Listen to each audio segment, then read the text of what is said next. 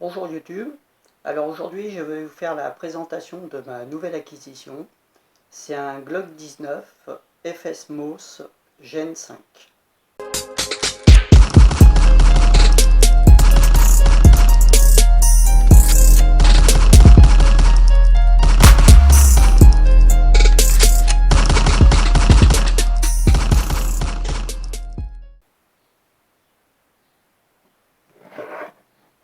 Donc la boîte dans un premier temps, de bonne facture.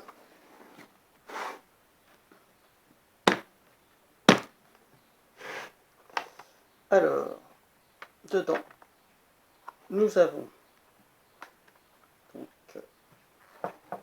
l'arme avec deux chargeurs, une chargette,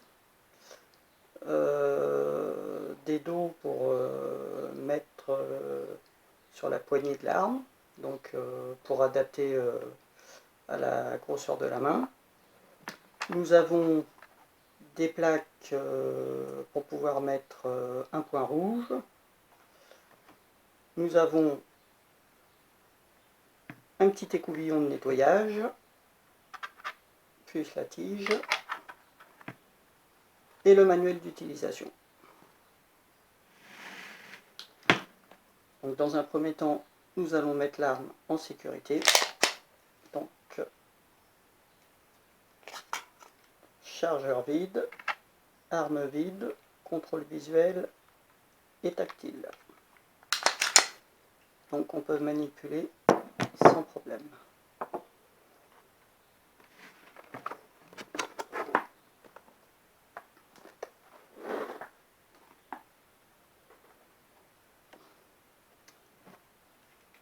Alors, cette arme.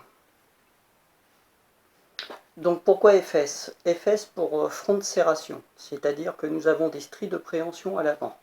Donc sur un Glock 19 normal, nous n'avons pas les stries de préhension. Et MOS pour Modular Optic System, c'est-à-dire que la culasse est usinée. Voilà, culasse usinée. Donc on enlève la petite plaque sur le dessus. On a des plaquettes adaptatrices en fonction du point rouge qu'on veut mettre. Donc on fixe la plaquette à la place de cette plaque, voilà, et après on fixe le point rouge dessus.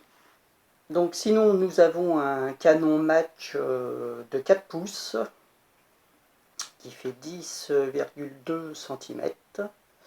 Apparemment sur cette nouvelle génération 5, il est 2 fois plus précis que l'ancien. Nous avons deux chargeurs de 15 coups avec plaquette élévatrice orange. Voilà. Donc ça veut dire que quand c'est inséré dans l'arme, voilà, et qu'on arrive en fin de cartouche, on voit qu'il n'y a plus rien. On vérifie, la chambre est vide.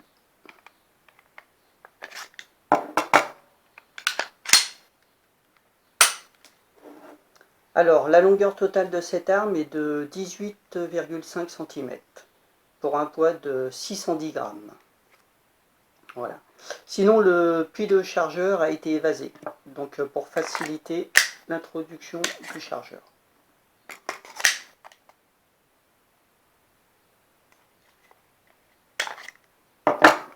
L'avant de la culasse a été profilé, c'est-à-dire ici, c'est profilé.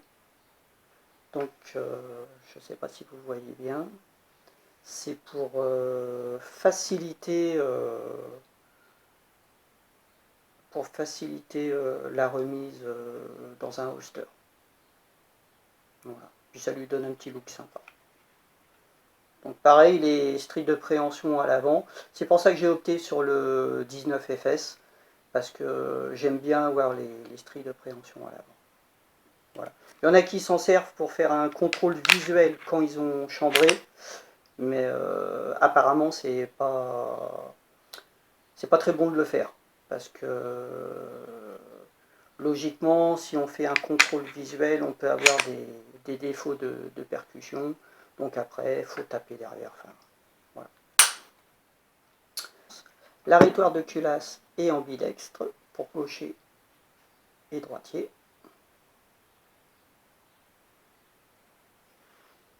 Donc les organes de visée, logiquement, sont en acier. Donc là, je ne me rends pas trop compte si c'est de l'acier. Voilà. Alors sur cette génération, la détente a été adoucie. Voilà. Donc au total, il y a plus de 20 modifications qui ont été apportées à cette arme. Sinon, il y a une finition qu'ils appellent NDLC. Donc c'est pour une protection exceptionnelle contre la corrosion et l'usure de la culasse et du canon.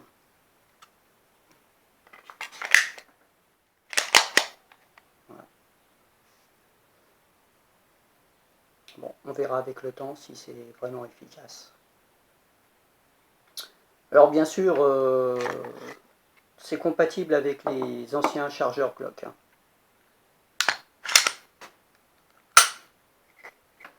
Donc sinon, alors ce qu'il faut savoir, c'est sur les Glock, c'est un percuteur lancé.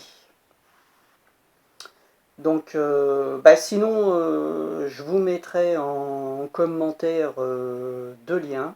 Donc un lien de Leroy Custom Shop et un lien de Taprac Gajoubert. Voilà. Donc eux, ils expliquent vraiment bien le système. D'ailleurs, Taprac Gajoubert, il a un Glock avec des coupes dans la culasse où on voit bien le fonctionnement du percuteur lancé. Donc ce qui est très intéressant quand on a un Glock, quoi. Donc c'est d'apprendre comment ça fonctionne. Voilà. Donc sinon c'est une arme vraiment sympa. Donc ça faisait un petit moment que je voulais acheter un Glock. Donc pourquoi j'ai choisi le 19 plutôt qu'un 17? Tout simplement parce que j'ai déjà un CZ75 SP01 Shadow, donc tout acier, et je voulais quelque chose de plus léger, on va dire dans un premier temps, et plus compact. Voilà. Et c'est vrai que au début, ma première envie, avant d'acheter mon CZ, c'était d'acheter un Glock 17. Et quand j'ai vu des vidéos sur le CZ, bon, j'ai vraiment craqué pour le CZ. Et de toute façon, j'avais toujours l'idée dans ma tête de m'acheter un Glock. Ça, c'était sûr et certain que j'achèterais un Glock. Et j'ai opté pour le 19 parce que il est plus petit, il est plus compact, voilà. Moi, j'ai pas des très grosses mains, donc ça me convient parfaitement. C'est ce que je voulais. Voilà. Donc, sinon, pour l'instant, pas eu l'occasion de l'essayer, malheureusement. Vu que les stands sont fermés, donc pour l'instant, pas eu l'occasion de l'essayer. Sinon, j'ai déjà tiré avec des Glock 17, donc je connais déjà les Glock. Hein, donc, voilà. Et voilà. Sinon, moi j'aime bien. Ce que j'aime chez Glock, c'est la simplicité. D'utilisation, facile à démonter. Voilà, il n'y a pas de. En plus, je trouve ça super beau. Bon, c'est du polymère, mais je trouve ça, la culasse. J'aime bien la culasse carrée comme ça. Je trouve qu'elle est. C'est le look Glock, quoi. Moi j'aime bien. J'aime bien le look Glock. Voilà. C'est fiable. Ça fait des années et des années que ça existe. Ça a fait ses preuves. Donc voilà. Bon YouTube, je crois que c'est tout pour aujourd'hui. J'espère pouvoir vous faire des vidéos de tir. Ce qui n'est pas facile en club, hein, parce que bon, bien entendu, les gens les dirigeants n'aiment pas trop qu'on filme dans les stands de tir. Voilà. Donc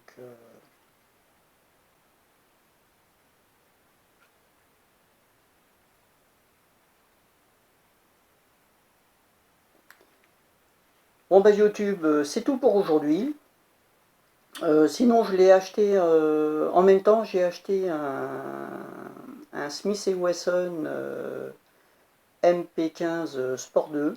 Voilà, donc j'ai fait une petite vidéo de unboxing et de mes premières impressions. Donc bah, si vous voulez aller la voir, je vous invite à aller la voir, elle est en ligne. Voilà, c'est juste une vidéo du déballage et de mes impressions sur cette AR15. Voilà.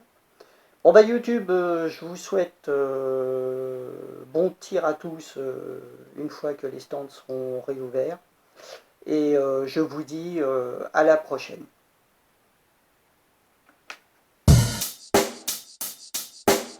Check the mic and make sure it sound right, boys.